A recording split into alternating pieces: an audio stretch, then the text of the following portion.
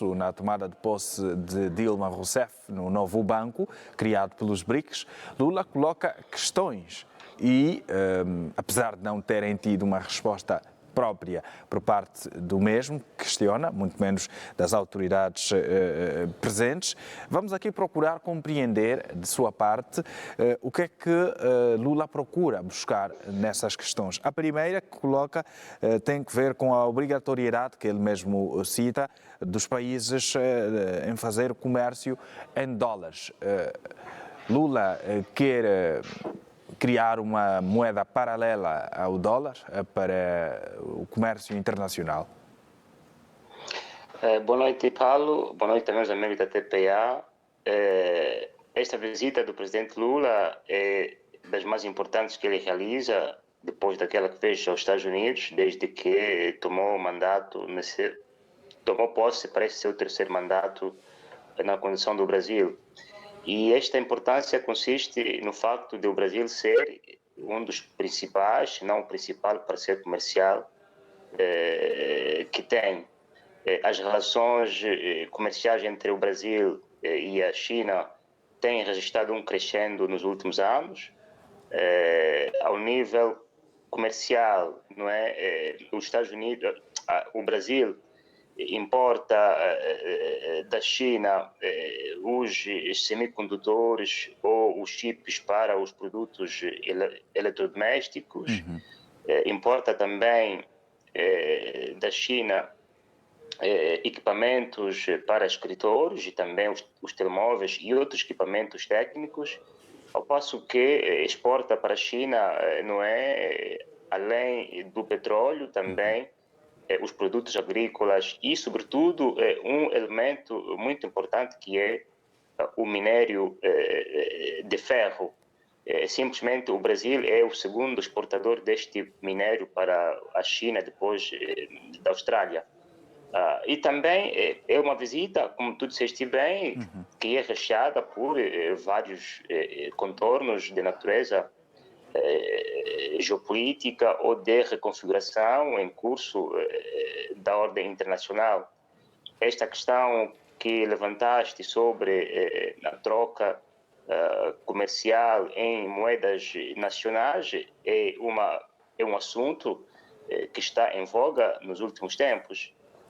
A curiosidade é ele ter sido tão eloquente em levantar este assunto numa conferência de imprensa ou em esta pública, que é muito raro para um presidente brasileiro ou um presidente, digamos assim, dos chamados países emergentes.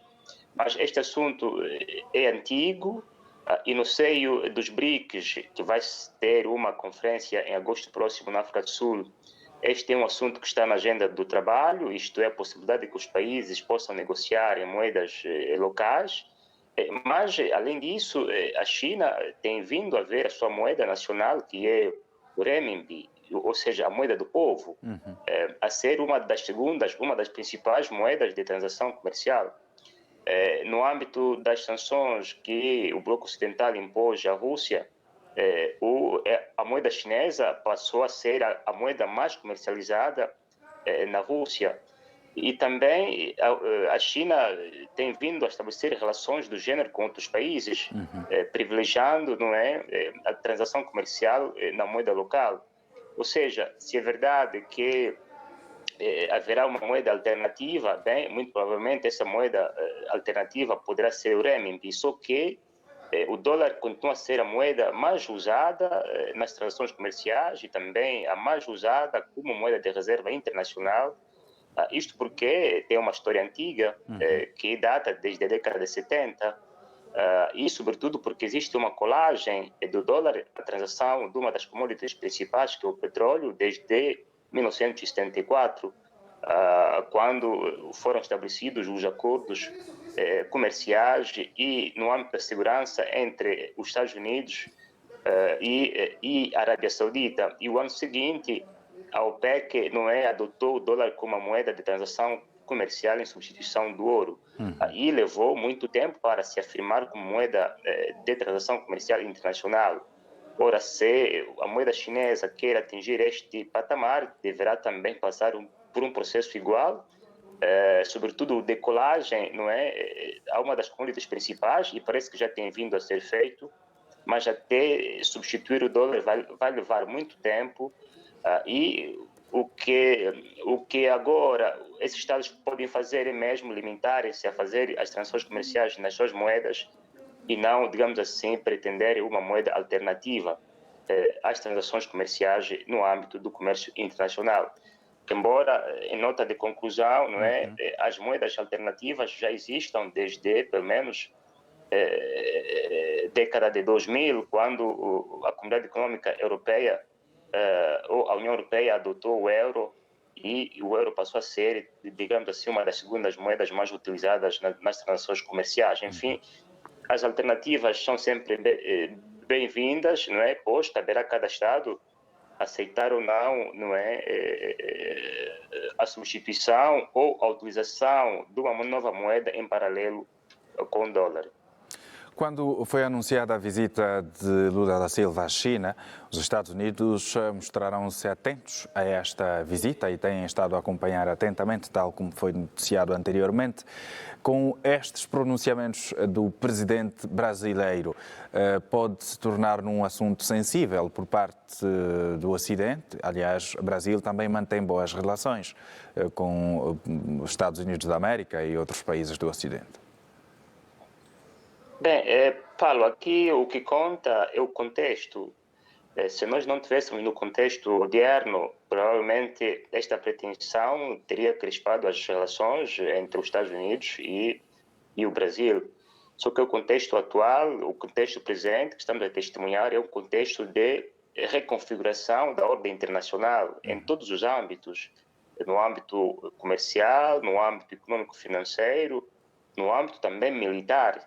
Embora alguns Estados não reconheçam que este mutamento, este terremoto esteja a acontecer. Ora, muito provavelmente isto, sim, poderá passar por um acompanhamento atento da parte dos Estados Unidos, que é legítimo, porque a sua moeda é a principal moeda do comércio internacional e seguramente estarão atentos a quaisquer manobras que visem, digamos assim, constituir-se outras moedas de comércio internacional. Mas isto não é uma novidade também porque, mesmo ao nível do FMI, existem moedas com as quais o FMI dá os financiamentos aos Estados credores, ou seja, devedores.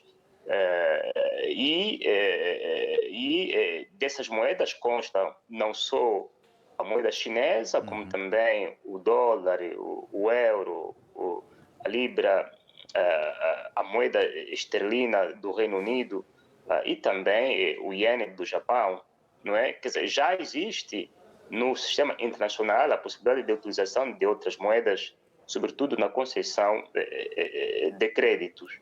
Em relação às moedas ligadas à comercialização, bem, as mais usadas são, naturalmente, o dólar e também o euro, por serem aquelas, o euro e depois também a libra esterlina, por serem aquelas moedas que, de certa forma, participaram, com exceção, digamos assim, do euro, que participaram da concessão, não é, do sistema de Bretton Woods na década de 40. As demais moedas, sobretudo o iene e o renminbi ou o yuan, foram agregadas depois, não é? E depois também porque no âmbito das relações comerciais da China com os principais parceiros, por ser muitas vezes o principal parceiro desses países, a China tem o interesse em que essas relações possam ser estabelecidas em moedas locais. E muitas vezes também como reação, não é, há uma percepção de que o dólar muitas vezes é usado como uma arma da parte dos Estados Unidos em aplicar sanções, digamos assim, muitas vezes indiscriminadas contra determinados estados. Aqui podemos usar o caso do Zimbábue, não é, que foi sancionada na década de 2000 por ter feito uma reforma fundiária que era até constitucionalmente legítima, que vinha até dos acordos de Lancaster House da década de 70, isso é de 79, mas por ter feito uma reforma agrária que não terá agradado aos gregos, enfim, não terá agradado a todos, Zimbábue foi sancionado de forma, se pode dizer, inapropriada. E hoje Zimbábue está com uma economia que tenta recuperar das consequências que lhe foram impostas. Enfim, há esta percepção de que muitas vezes essas moedas são usadas como armas de arremesso, deixando de ser moedas de comércio internacional para ser moedas que imponham, que sejam utilizadas para impor sanções aos países ou regimes que não sejam, digamos assim, tidos como positivos ou em harmonia com os interesses ou com os princípios que defendem os principais estados do sistema neoliberal atual.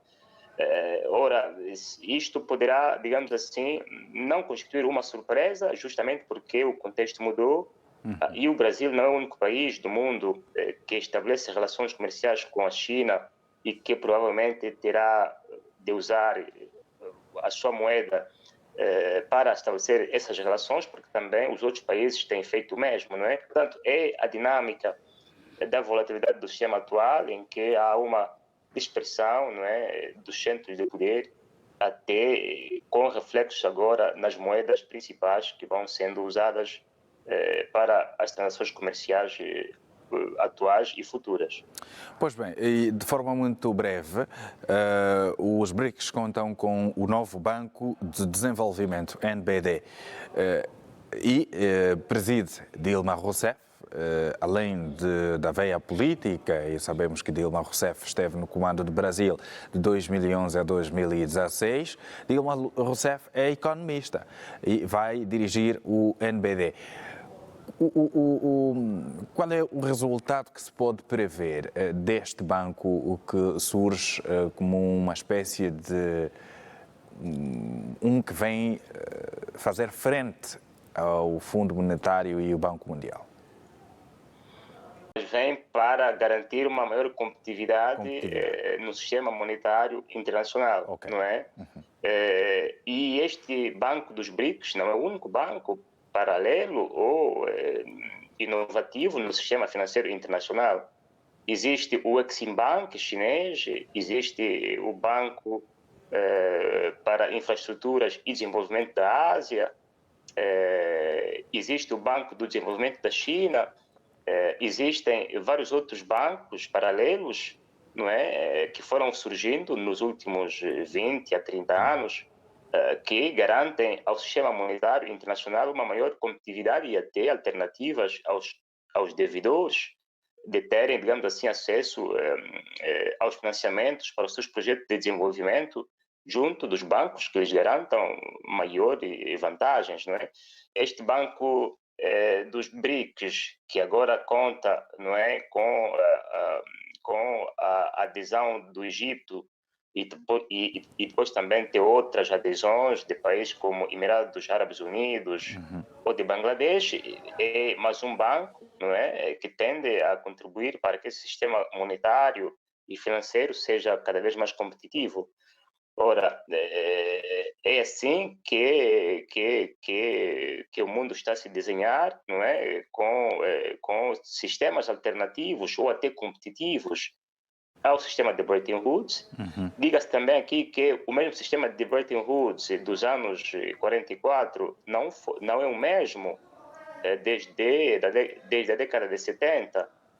Aliás, considera-se mesmo que com a decisão da direção Nixon de não convertibilidade do dólar, Bretton Woods tenha decaído, e também tenha decaído quando, não é, os Estados Unidos começaram a ver uma maior competição das exportações, quer da parte do Japão, quer da parte da própria União Europeia. E também houve, digamos assim, o colapso ulterior deste sistema quando a União Europeia constituiu-se como um mercado econômico alternativo ou novo, utilizando uma moeda também sua. Enfim, só que como esta alteração ocorreu dentro, digamos assim, do bloco atlântico, não criou tumultos dentro do sistema ou preocupações maiores. O que se percebe é que quando isto acontece fora do corredor atlântico, aí já parece constituir uma certa preocupação. Mas a verdade é que este desafio ou esta complementariedade ou inovação do sistema de Bretton Woods tem vindo a acontecer desde a década de 70 e desde então nunca parou. Este banco dos BRICS é só mais um banco, muito provavelmente surgirão outros bancos, porque a economia mundial, não é, passou a ter, como se sabe, outros, digamos assim, estados ou países ou blocos regionais que se reorganizaram para poderem ter alternativas a um sistema que já vem sendo desafiado desde então. Agora, se espera que este banco tenha uma certa capitalização, não é? Uma capitalização suficiente para a demanda dos inúmeros países emergentes, não é? Que muito provavelmente quererão pedir empréstimos ao Banco dos BRICS. Por agora, parece ter uma capitalização muito inferior aos 100 mil milhões de dólares e provavelmente também está aberto, não é, a novas solicitações de adesão. Aqui, se calhar, também o nosso país poderia pedir adesão a este banco, porque não?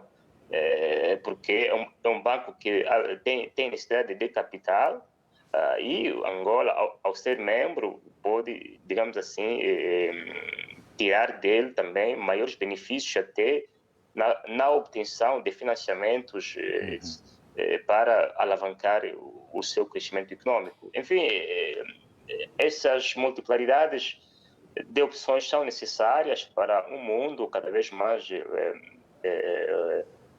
diferente do que era algumas décadas atrás.